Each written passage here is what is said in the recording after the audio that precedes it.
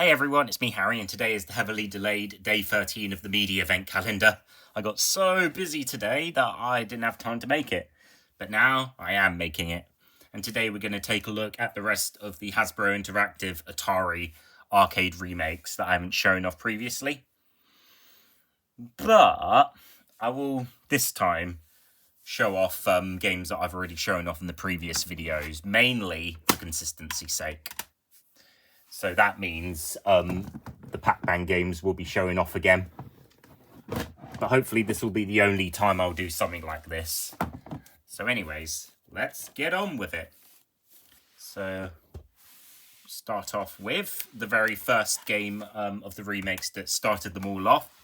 And that is Frogger, the classic Konami IP of the same name, licensed out by Hasbro Interactive, and was remade in style.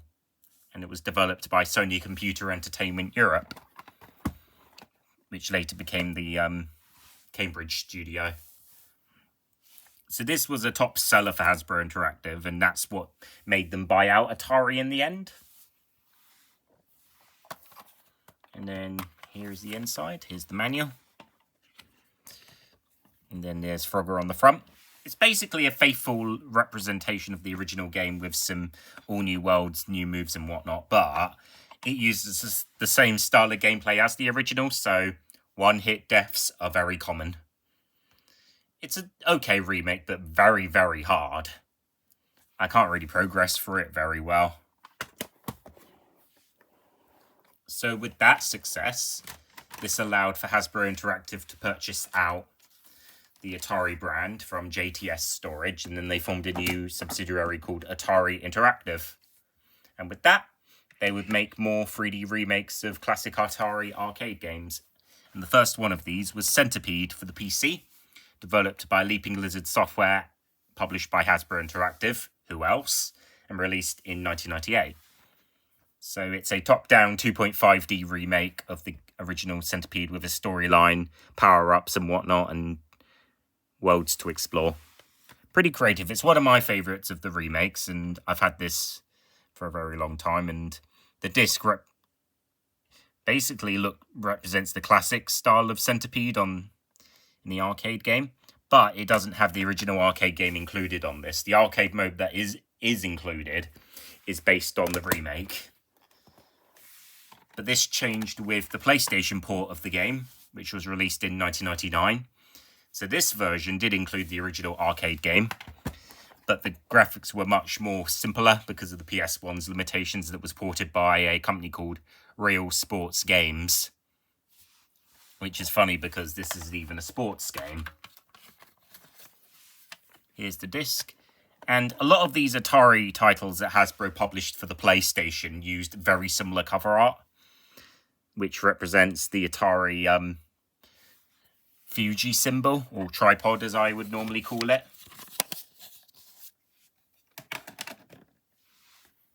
Oh, there we are. That's better. Missile Command, developed by Maya Glass Interactive, the same developer that did Axis and Allies and Battleship 2.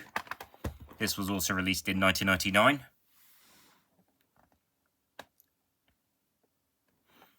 So it's got two different versions of Missile Command. There's a modern take on the game, and then there's a arcade mode, which doesn't have anything to do with the original arcade game, but it's still an arcade mode. And here is the PC version of the game. So it's also got Swedish and Norwegian text. There's no manual in this one because it was included separately in the box. I do have the boxes for all of these, but I can't get them out because it would be too cluttered otherwise. I'll show them both actually. Pong, or in the States, Pong the Next Level, developed by Supersonic Software.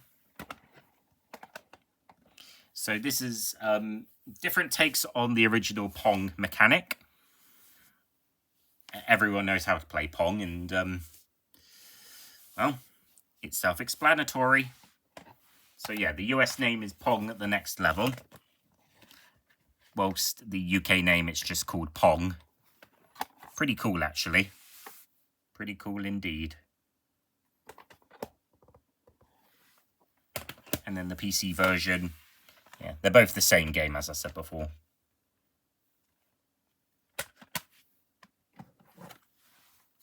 So there we are. Next up is Qbert, or in the States, Qbert, He's Back. Developed by Artec Studios, a common Hasbro Interactive developer that developed a lot of games for the company,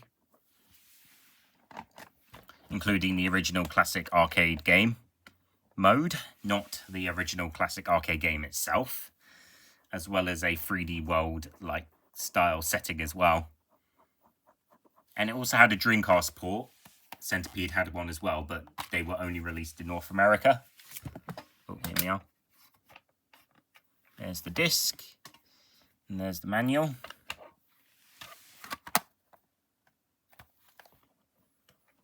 Oh. Yeah, I did put the manual back. Whilst here's the PC version.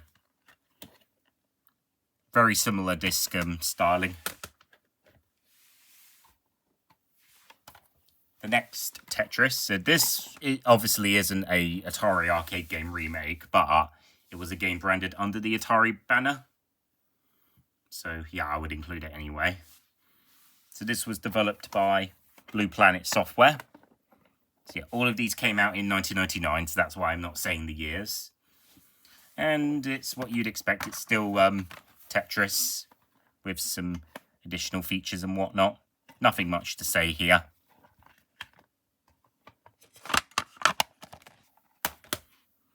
And there's the PC version.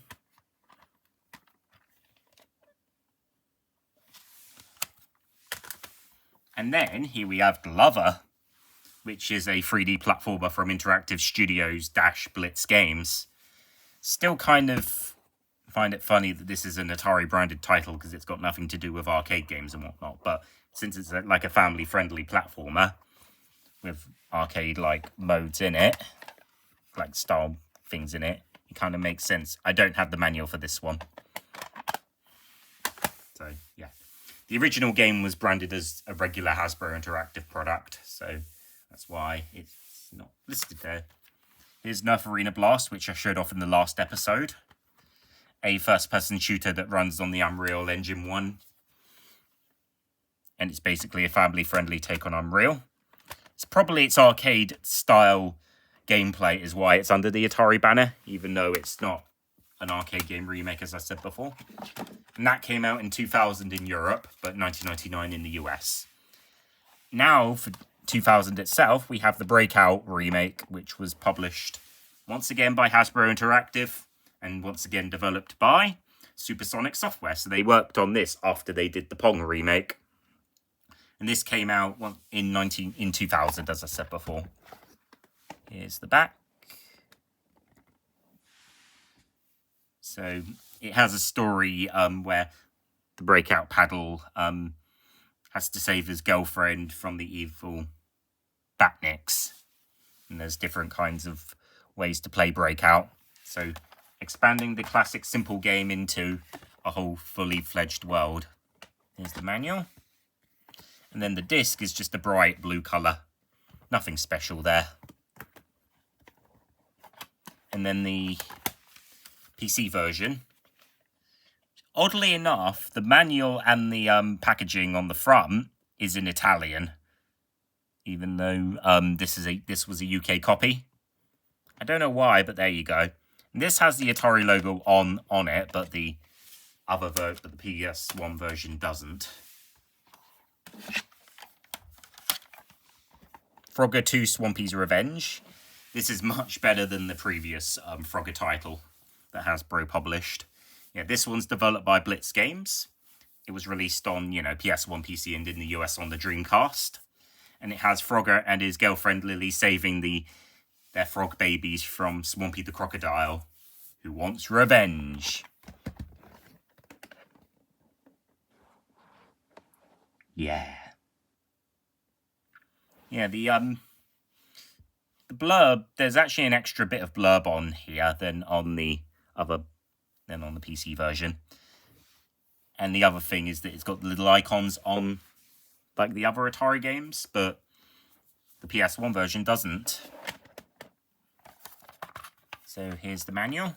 And this is just branded as a regular Hasbro Interactive product rather than being under the Atari banner like it was supposed to.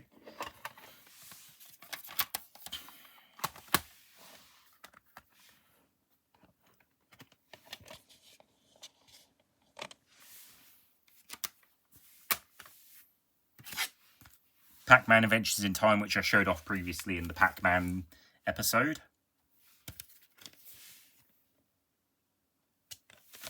So that's that, and now we're on to the last 3 titles, which were last ones under the Arcade Classics banner, and this was after Hasbro Interactive was bought out by Infogrames. Miss Pac-Man Quest for the Golden Maze, which I've showed off before, as I said. And this came out in 2002.